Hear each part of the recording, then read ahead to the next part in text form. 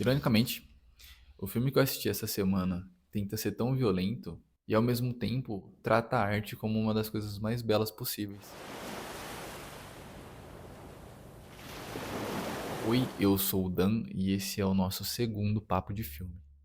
Hanabi é um filme escrito, dirigido e atuado pelo Takeshi Kitano, um diretor que veio a ser diretor meio de susto. Ele era, na verdade, um comediante. Para você que nunca assistiu Hanabi, Hanabi é um filme sobre um ex-detetive que decide roubar um banco para pagar suas dívidas com a Yakuza e conseguir levar a sua esposa, que está morrendo de leucemia, para visitar o Japão. Se você pensa nessa premissa, assim, é uma premissa com muita cara de filme de ação. E eu acho que até um certo ponto, Takeshi quer mascarar o filme como esse gênero, como ação. Mas pra mim, pessoalmente, Hanabi é um filme de drama usando a máscara de um filme de ação. Eu acho que a forma como o Takeshi Kitano dirige o filme dele torna o filme muito especial e tira o ar de um filme de ação genérico. Esse foi o primeiro filme que eu assisti desse diretor. Depois que eu acabei o filme, eu fui pesquisar um pouco mais, mas eu ainda não cheguei a assistir nenhum outro. O que eu achei interessante é que ele foi, por muito tempo no Japão, considerado um diretor amador. Ele não era reconhecido pelos críticos como um diretor sério até esse filme. Até Hanabi ganhar o Leão de Ouro em Veneza, ele era só um diretor amador. Os críticos consideravam a forma como ele editava os filmes dele preguiçosa, amadora, sem muita técnica. A forma como o Takeshi Kitano edita o filme me interessou muito. Ele não edita de uma forma cronológica. Ele usa muito do efeito do foreshadowing, né? Ele coloca uma cena e ele não se importa de cortar para o futuro onde algo aconteceu e voltar para o passado. Existe a violência e de repente corta para um diálogo, para um painel onde parece uma fotografia.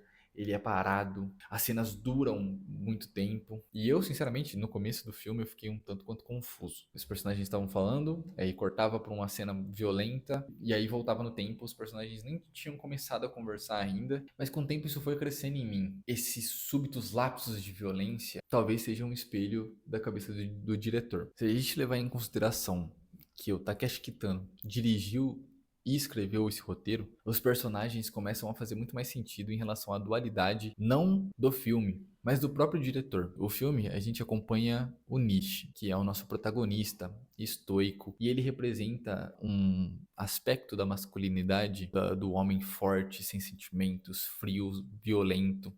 No filme você vai perceber que o protagonista ele mal fala, ele tem pouquíssimas falas, ele é um personagem meio ele é mal, sabe? Maldoso, assim. Pequenos atos dentro desse filme colocam o Nishi como esse personagem que não deve ser mexido com. E você não deve levar ele na brincadeira. E isso é com certeza influência do diretor. Ele criou esse personagem para ele, mas o diretor também criou outro personagem para esse filme, o parceiro do Nishi, o Horibi. Por mais que o filme seja sobre o Nishi e esse personagem violento que se é construído ao redor dele, para mim, o filme é mais sobre o Horibi e as suas pinturas. O Horibi é o parceiro do Nishi. É um detetive que no começo do filme é colocado como esse detetive espetacular, super capaz, provedor para a família, e logo em seguida ele perde tudo isso. De um lado a gente tem um personagem violento que resolve todas as coisas na base da violência, na base da força, sem diálogo. Do outro lado, a gente tem um personagem que começa a expressar seus sentimentos através da pintura, através das cores, através dos quadros. Depois de ganhar flores de uma moça, Horibi começa a pintar cada vez mais flores nos seus trabalhos e começa a se dedicar cada vez mais às suas pinturas. Na vida dele, as cores começam a ser mais presentes. Já o Nishi não tem cores na vida do Nishi. Existe apenas uma cor que é frequente e super saturada durante o filme todo ao redor desse personagem, o vermelho.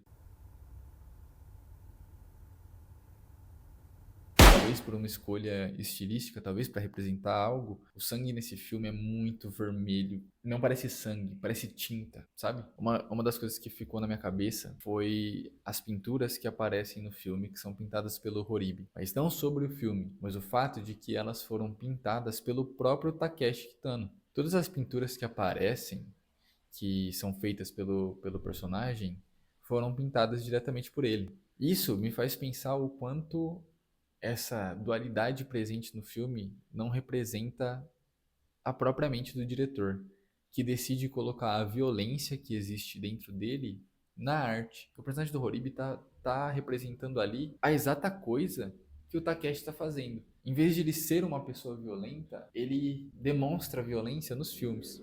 Eu acho que esse filme fala dessa quebra da masculinidade do próprio diretor e ele se dividiu como dois personagens dele mesmo. O lado dele que quer fazer arte, representado pelo Horibi, e o lado dele que se vê nesse mundo de performance masculina, que é estoico, é silencioso, é violento, resolve as coisas com a própria mão. O Oribe é frágil.